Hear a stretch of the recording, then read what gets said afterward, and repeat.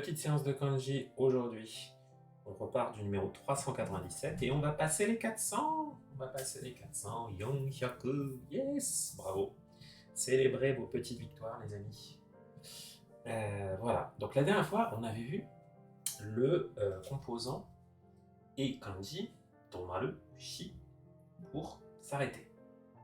L'arrêt. Hein. Je le refais rapido. Hop. Pas très bien, évidemment. Hop. L'arrêt. Et donc là, on va avoir un kanji qui utilise ça dans sa partie haute. Et dans la partie du dessous, il y a skoshi, sho, un petit peu. Hop. Vous voyez, qui ressemble à chisai, avec ces trois petits traits là. Et puis, le sho de shoujo.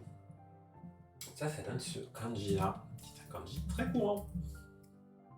Et très utile, puisque c'est le verbe marcher. Le fait de marcher. Aruku. On a aussi la lecture ayumu qui est beaucoup plus rare, donc vous inquiétez pas. Comme d'hab, les apprenez pas par cœur les lectures, ça sert à rien. Hein. Donc aruku ou ho, qui peut être modifié en po comme dans le mot sampo. Sampo, la balade, la promenade.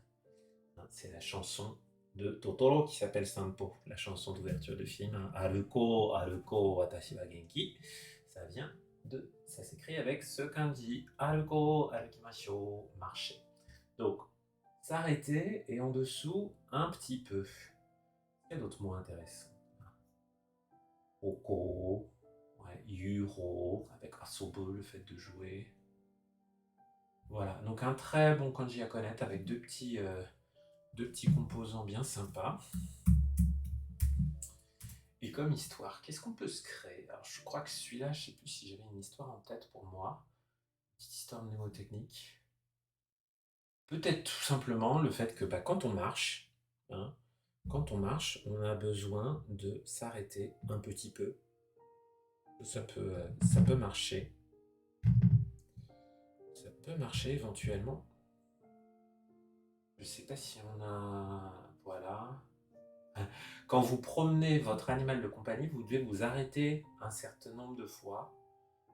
Vous devez vous arrêter quelques fois, un petit peu, à chaque fois que il a besoin de faire un petit pipi, par exemple.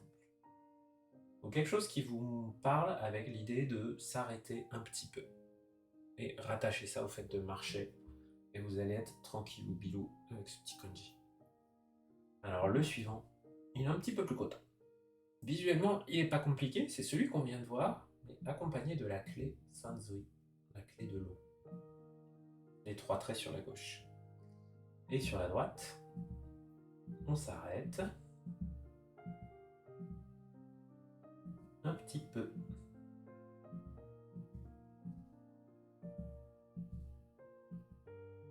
Hop. Alors, et il me l'a trouvé ici, voilà. Celui-là, il est un petit peu plus embêtant. Sa prononciation, c'est chaud. Ah, ils nous le mettent quand même en position 499. Quand même. C'est un kanji qui peut se prononcer, qui peut servir à faire le mot wataru. Wataru, ce qui veut dire traverser, comme traverser la rue. Mais généralement, on va plutôt utiliser un autre kanji pour wataru. On va souvent utiliser plutôt celui-là, qui est un petit peu différent. Je crois, on a déjà vu. C'est pas impossible qu'on l'ait vu, je ne sais plus. Je ne sais pas quel est son numéro. Donc voilà. Et le mot-clé qu'a mis Monsieur Heissig, c'est le mot Ford, comme les voitures. Si je vous traduis ça en français, il y a forcément Ford. Voilà, avec le mot un gay. Ok. Donc on n'est pas sur des mots ultra courants. Mais il y a cette idée de traversée, d'intersection. Donc voilà, je ne sais plus quel est le mot-clé qu'a mis Monsieur Magnette en français dessus. Donc voilà, l'idée de... je crois que l'histoire mnémotechnique que je m'étais fait, moi j'avais gardé l'idée de traverser un petit passage étroit avec ce kanji. C'était que ouais, j'avais imaginé un petit ruisseau, et sur ce petit ruisseau, on avait un petit peu d'eau qui coulait, donc il n'était pas très profond, et on pouvait marcher dessus pour le traverser. Donc je m'étais fait une histoire comme ça, Wataru. Shō, c'est aussi le kanshō de. Hmm, si je dis pas de bêtises. Celui-là, c'est ça, voilà, une intervention, une interférence. Quand on se mêle de quelque chose, parfois de quelque chose qui ne nous regarde pas, on peut utiliser ce mot, ce kanji-là. Et on a aussi shō. Shogai. Puis à quel autre mot je pensais qu'il utilisait. Mais bon, c'est un kanji un petit peu plus rare. Est-ce qu'il y a eu des histoires intéressantes avec celui-là?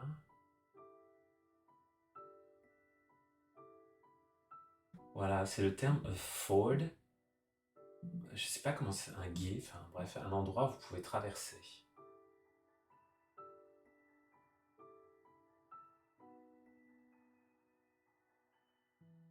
Voilà. Donc, un flux à Bayfland, tu penses à ça? Ouais. Pas exactement la même idée, hein. Je pense que c'est vraiment. C'est quoi la définition d'un gué? Gué, définition. Endroit d'un cours d'eau assez peu profond pour qu'on puisse le traverser sans nager. Donc c'est vraiment ça, c'est un gué. Et moi je vous avoue, c'est un mot que je maîtrise pas, que j'utilise pas, je vais sans doute réoublier. Donc si vous le connaissez, tant mieux, vous pouvez l'utiliser, mais sinon il va falloir trouver un petit peu. Voilà. Si vous utilisez des flashcards, n'hésitez pas à vous ajouter des images. Hein. Vous pouvez vous ajouter une image comme ça, l'image d'un gué. Hein, et peut-être que ça vous aidera. Mais ça arrive parfois, effectivement, qu'on révise aussi le vocabulaire français. Bref. Alors, le suivant. On a, cette fois-ci, marché, mais qui est à gauche. Bon, pas extrêmement bien fait, c'est pas grave. Vous le reconnaissez. Donc ça, c'est la partie gauche du kanji. Et là, à droite, on va avoir la tête ou la page, le paragraphe, ce composant qu'on a déjà vu un paquet de fois.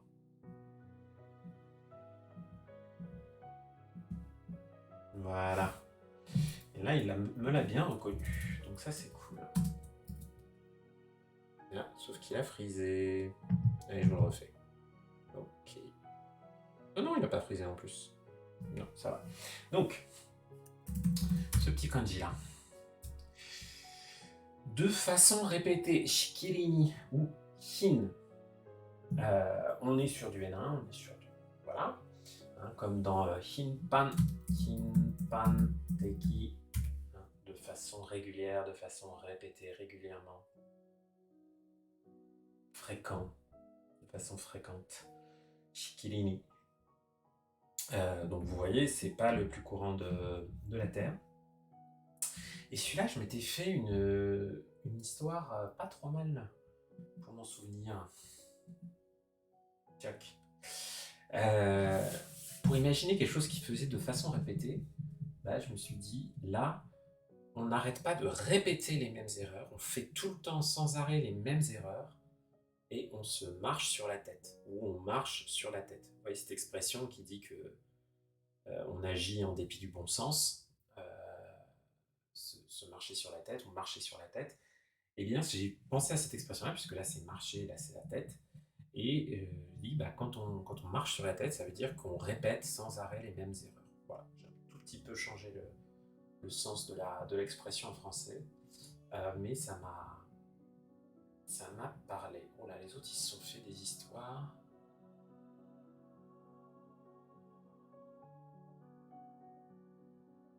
Ah oui. Là, il y a quelqu'un qui a imaginé la démarche des pigeons en disant la tête, quand un pigeon marche, sa tête fait des mouvements répétés comme ça, fréquents. Ok, ça peut marcher. Voilà. Je préfère ça généralement à des histoires ultra longues. Euh, ouais. Où j'ai fait de façon répétée le tour du quartier pour me dégager l'esprit, pour me libérer la tête. Ok, est-ce que ça peut marcher? Et ouais. Et on va arriver au numéro 400, c'est cool. Alors, c'est quoi le 400? Oula, ouais. Visuellement, il est simple, mais celui-là, il est pas si facile que ça, je trouve, parce que c'est encore un sens abstrait, hein, c'est comme d'hab, hein. Les sens, plus le sens d'un kanji est concret, plus souvent il est facile à retenir, hein. Quand ça parle d'un objet physique, ça, c'est plus facile. Là, on va avoir donc arrêter, et en dessous, la lune, hein, qui, vous le savez, est souvent utilisée pour indiquer des parties du corps, des choses comme ça. Bon, lui, il l'a reconnu sans problème. Tac. Donc, voilà, ce verbe, c'est quoi ça? Kainjiru? Consentir. Bref. Ce kanji, c'est l'idée d'être d'accord avec quelqu'un.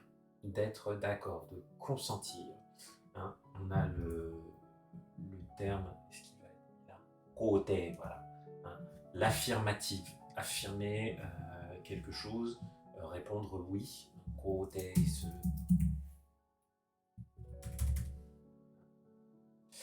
Euh, Voilà, donc c'est le fait d'être d'accord, de dire oui, ce petit kanji-là. Donc arrêtez et en dessous la lune. Et alors, quelle histoire je m'étais bien mis. Donc le plus, enfin kanji, c'est très rare comme mot. On va surtout le trouver sous sa prononciation on-ko. Ils l'ont mis au niveau N2. Bien qu'il soit quand même pas ultra fréquent, c'est sans doute à cause du mot kote. Hein, kote. Euh, Quelle petite histoire on va avoir trouvé pour ce kanji numéro 400? Agreement, être d'accord. Ah, il y a quelqu'un qui a fait une histoire avec un cessez-le-feu.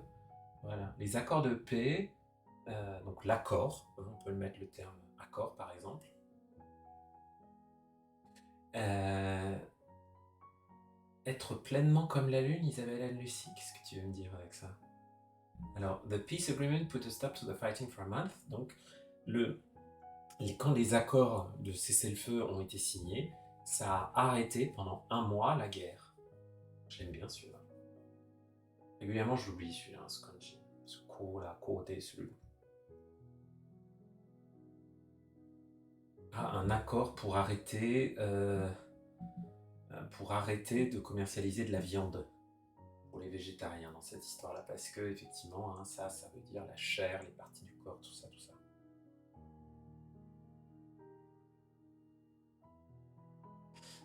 Donc, l'accord, kote, celui. Et alors, le suivant, c'en est un que j'aime beaucoup. Pourquoi? Je ne sais pas. Mais je l'aime beaucoup. Parce qu'il a une forme, je sais pas, vraiment, je sais pas comment dire, vraiment un peu unique. Enfin, en tout cas, je trouve qu'il n'y en a pas un. Celui-là, il se distingue vraiment bien. Donc, je vous le refais. Donc, d'abord, on a le parapluie là-haut. Et en dessous, on va avoir arrêter, stopper. Tchac. Voilà, c'est celui-là. Tchac.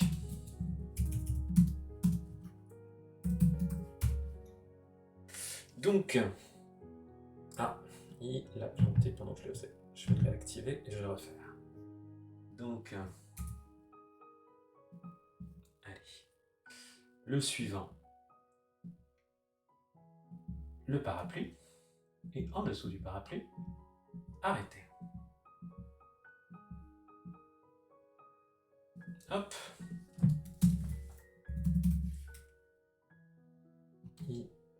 Il s'est... Non, c'est bon. J'avais l'impression qu'il avait replanté.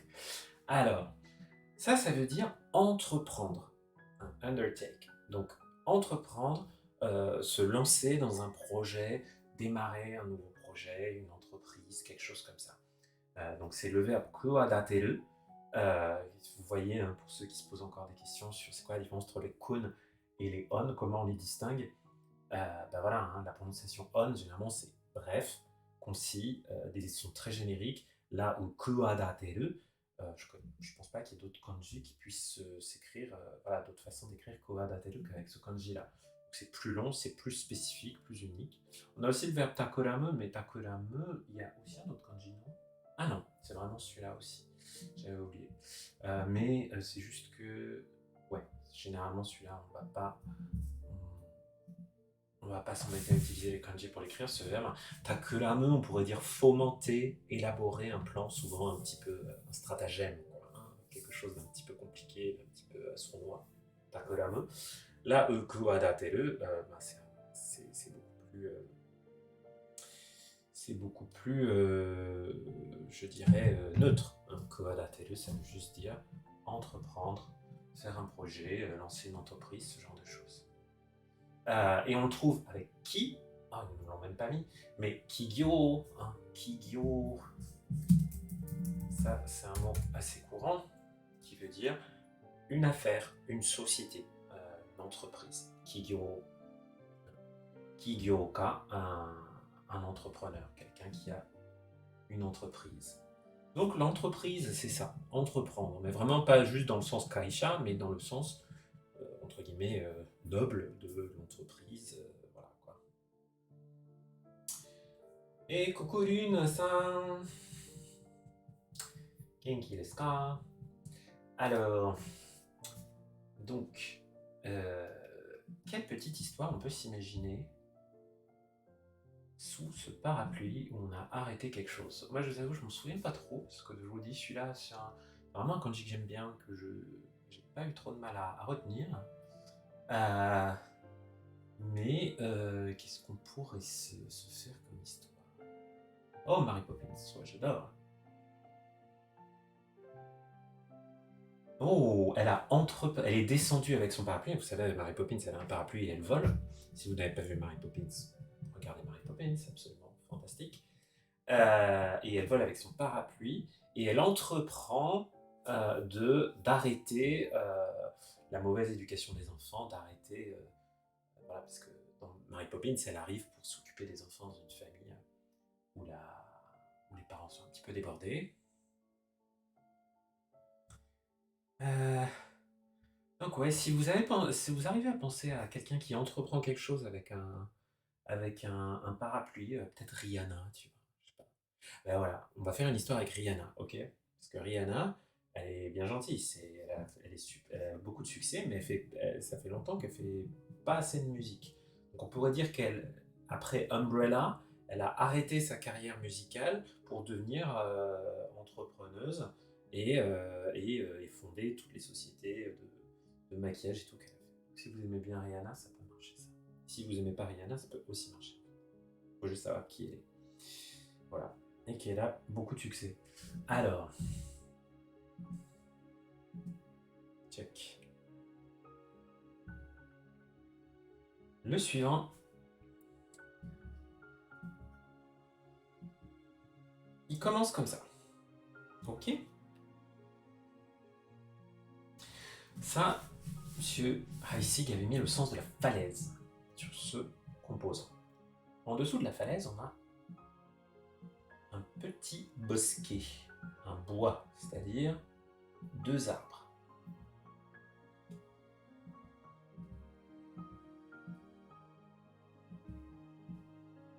Ok?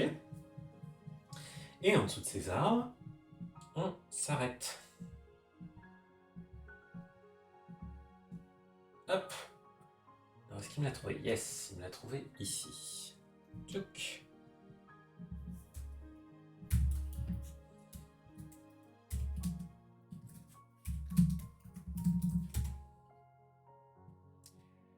Celui-là, il se prononce... Ah, je savais pas qu'il faudrait se prononcer Lekki. Mais en tout cas, généralement, c'est Lekki.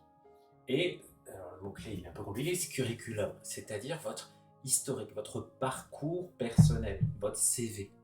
Là, c'est l'idée qu'il y a du temps qui a passé et qu'on fait un peu le bilan de tout ça.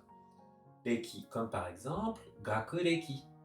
Gakureki, ça veut dire votre, votre CV dans le sens académique, votre parcours académique, par exemple. Mais il y a bien sûr des mots plus simples, comme Rekishi. Rekishi, c'est l'histoire avec un grand H. C'est pas une petite histoire qu'on raconte à ses amis, ça c'est Hanashi, Monogatari, ce genre de choses. Là, c'est Rekishi, l'histoire en tant que discipline, la grande histoire, quoi. Hein. Mais voilà, un CV par exemple, c'est Rirekisho. Voilà, Rirekisho. Avec celui-là qui est un petit peu compliqué. Rirekisho. Un CV.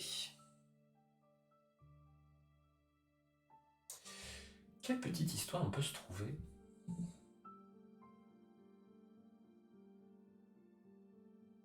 Ah oui, c'est vrai qu'on avait vu le calendrier hein, qui ressemblait beaucoup. Comment il se prononce déjà celui-là? J'ai un peu oublié. C'est pas grave.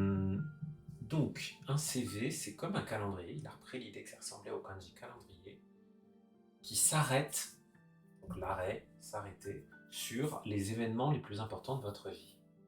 Ok, intéressant.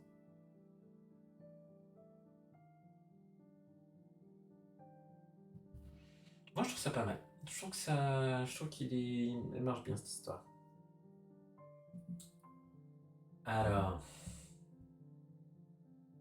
le suivant, on le voit beaucoup, beaucoup dans les shonen, hein, dans les shonen manga. Donc, vous vous demandez peut-être ce que je suis en train de dessiner. Hop. Avec ces deux gros traits. Peut-être vous souviendrez-vous qu'on avait vu le carquois, hein, le sac dans lequel on met un arc et des flèches, enfin surtout des flèches. Donc là, on a notre début de carquois et en dessous, on s'arrête. Hop, hop. Et puis on termine notre carquois.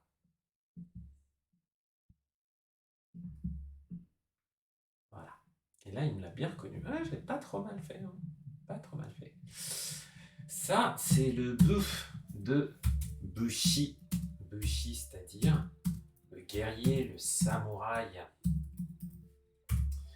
Et le sens de ce kanji, c'est le guerrier. Quelqu'un qui va mener la guerre, qui va aller se battre.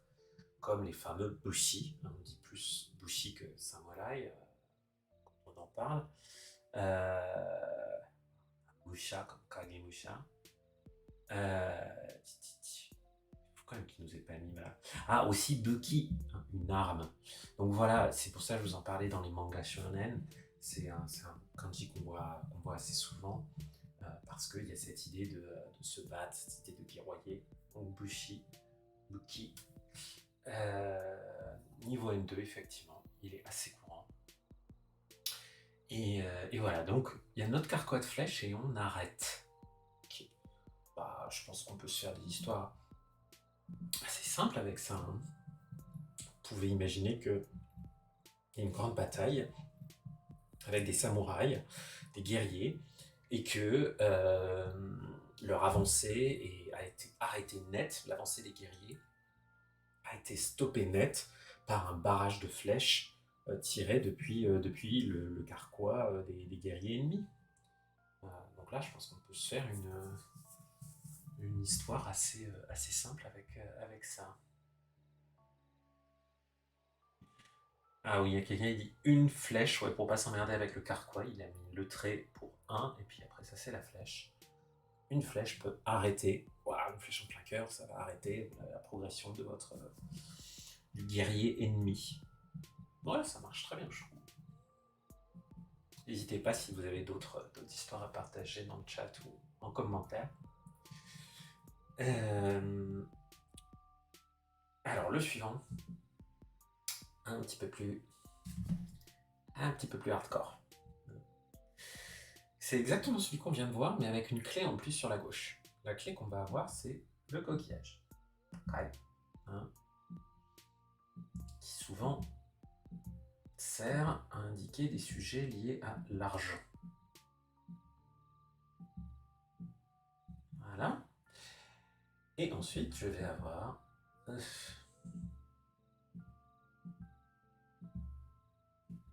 mon guerrier.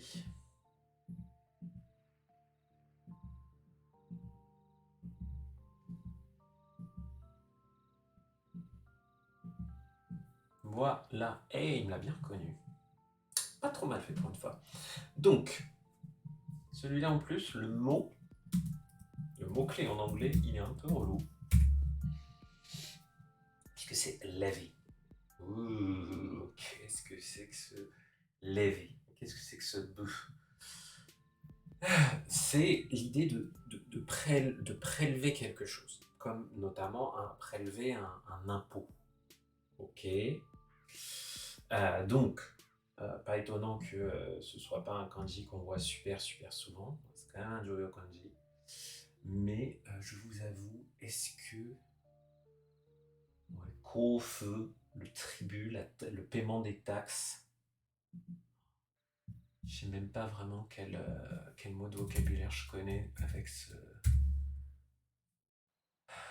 Non, pas Kobal. Ah, Fuka, ouais, je l'avais vu passer celui-là.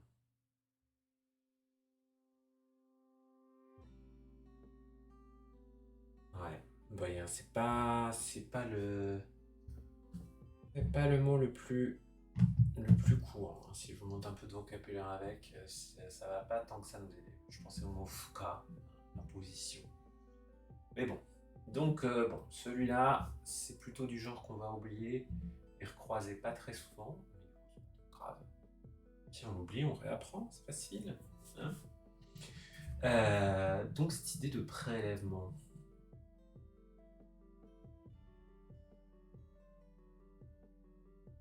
Ah bah oui, en revanche, on peut se faire une histoire facile parce qu'effectivement, surtout si on pense système féodal, partout et particulièrement au Japon, qui récupérait les infos? Les infos. Qui récupérait les impôts? Eh bien, c'était les bushi, c'était les samouraïs. Hein. Les samouraïs, c'était un peu des parasites hein, à l'époque d'Edo, parce qu'ils ne se faisaient pas tellement la guerre, hein, c'était une période de paix, donc il n'y avait pas tellement de conflits intérieurs, mais c'était eux les guerriers, c'était eux les nobles, et donc ils pouvaient prélever, hein, vous pouvez utiliser le mot-clé prélèvement, prélever, ils prélevaient de l'argent parce que voilà, c'était eux qui pouvaient le faire. Et si jamais tu donnais pas ton tribut, hein, souvent c'était pas forcément sous forme d'argent, c'était plus sous forme de riz en fait. Hein. Les agriculteurs devaient donner des sacs de riz qui étaient mesurés en coco, je crois, c'est ça l'unité, à leur maître, enfin à leur seigneur hein, féodal. Et voilà. Donc, le prélèvement, il peut marcher. Je pense que ça va un peu m'aider celui-là, ce bout là. Fou. Et lui, c'est encore un bel exemple. Hein, vous voyez sa prononciation. Hop. Hein, il peut se prononcer bou comme le bou de Bushi. Hein, souvent, quand on a beaucoup de similitudes visuelles sur la partie droite, euh, régulièrement, on va tomber sur des prononciations similaires. Alors, le suivant, il est beaucoup plus courant. Ne vous inquiétez pas, on va pas faire que des trucs ultra compliqués. Hein. C'est la même chose que arrêter, mais avec un trait en plus au-dessus. Donc, je commence par mon plafond, et en dessous, je m'arrête. Hop. Et donc, celui-là, ça indique quelque chose de correct, quelque chose de juste. Hein. Tadashi, c'est un adjectif variable, en second i, donc tadashi i. Tadasu, rectifier, corriger, voilà. Et donc tadashi, tadashi kenai, ce n'est pas correct, tadashi desu. Sore wa tadashi. Et sa prononciation on, ça va être se, sho. Donc ça, c'est du kanji fondamental hein, qu'on apprend pour le N4, Tadashi. Et on va avoir aussi Masa, surtout quand il va être utilisé dans les noms, on va avoir Masa avec ce kanji-là, ou Masani, ben c'est justement, exactement. Masani, justement. Donc cette idée de justice. Hein. Par exemple, si on parle des shonen, on a ah oui, un mot que vous allez très utile à apprendre, c'est la bonne réponse. Hein. Seikai. Ça va, seikai desu. C'est la bonne réponse. Ou souvent, quand on se dit ah bah j'ai eu bien raison de faire telle ou telle chose, on va dire ah ça va, seikai datta. C'était la bonne réponse. Enfin, en gros, j'ai vraiment eu raison de faire ceci, cela. Qu'est-ce que j'avais à quoi d'autre j'avais pensé euh, C'est pas grave. Mais donc celui-là, alors lui, il faut l'apprendre. Il est top. Hein. Il est top. Donc, j'ai mon trait là et je m'arrête. Et tout ça, ça fait correct. Haha. Si vous le faites correctement, si vous faites quoi que ce soit correctement la première fois, donc en une fois, le kanji 1, vous pouvez vous arrêter. Ok.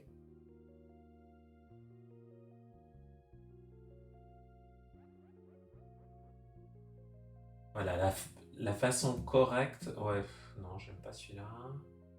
Voilà, si vous faites les choses correctement, une fois, vous pouvez vous arrêter. Ouais, ça peut marcher ça. En tout cas, voilà, c'est vrai que visuellement, il y a parfois un peu de confusion entre celui-là et juste Tommaru, s'arrêter, qui est en dessous parce que bah, voilà, ils se ressemblent pas mal et on les voit souvent tous les deux.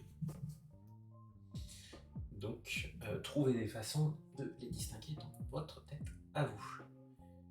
Alors, celui d'après, il réutilise la clé qu'on a déjà beaucoup vue. Hein. Vous vous souvenez, quand on l'avait étudié, on avait vu plein de kanji liés à cette clé, qui est la clé du langage, dire quelque chose.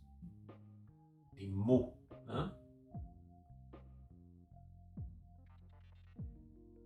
Whoop. Ah, on dirait que ma connexion n'est pas dingo. On dirait que ma connexion n'est pas dingo. Bah, je vais quand même aller jusqu'au bout. Au pire, ce sera pour le replay.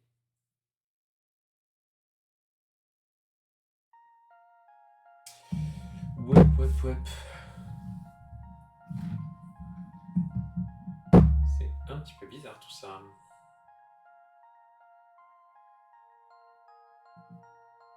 Alors,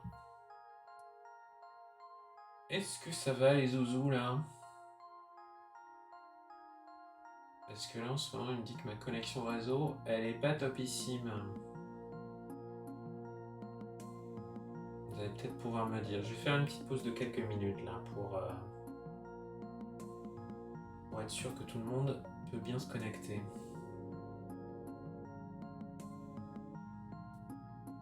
Alors... Bon, si ça a l'air d'aller, on continue. Hein. Alors, donc on avait la clé du langage et à droite on va avoir quelque chose de correct. Tadashi masa. C'est chaud. Et la prononciation de ce kanji, ça va être très souvent chaud. Et ça veut dire, alors le mot-clé en anglais qui a été mis c'est evidence, qui est un faux ami, donc faites gaffe. Evidence, ça ne veut pas dire l'évidence, ça veut dire la preuve.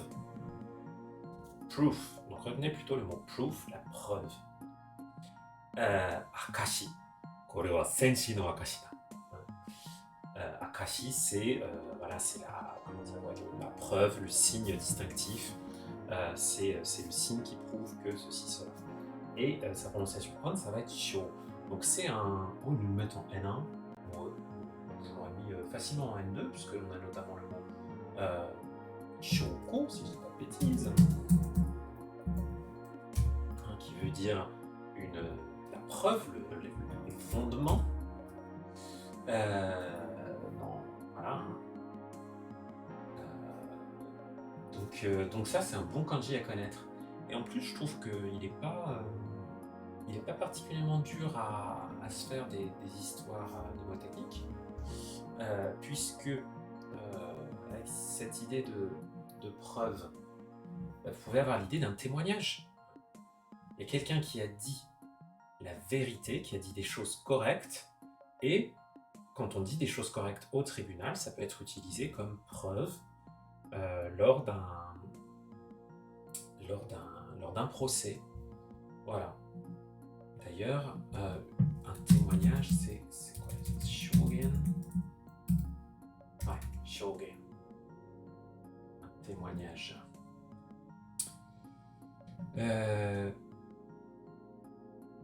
Voilà, voilà. La preuve. Et le suivant, il est aussi pas mal. Je me souviens aussi de l'histoire que je m'étais fait. Là, cette fois-ci, notre correct, notre Tadashi, Masa, Seisho, va être utilisé en clé sur la gauche. D'où le fait qu'il est un peu de biais. Je vais le refaire complètement en montrant que voilà. En haut, c'est droit, et en dessous,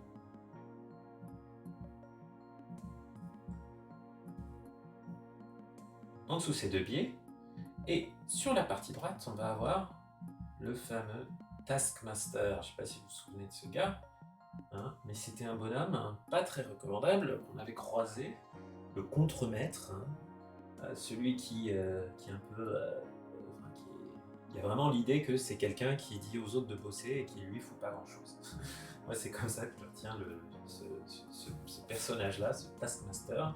Et donc, généralement, je me démerde pour voilà, lui mettre des histoires un peu affreuses. Et j'arrive à bien les mettre. Donc, et ça, je trouve ça pas mal du tout pour ce kanji, puisque ce kanji, c'est celui qui représente la politique. Oh la Matsuri Goto. C'est que ce truc. Excellent ça. Vous connaissez pas. Non, la prononciation que vous allez avoir dans 99% du temps, ça va être c'est, hein, comme dans Seiji, qui est la politique. Hein, Seijika, un homme politique. Seiji.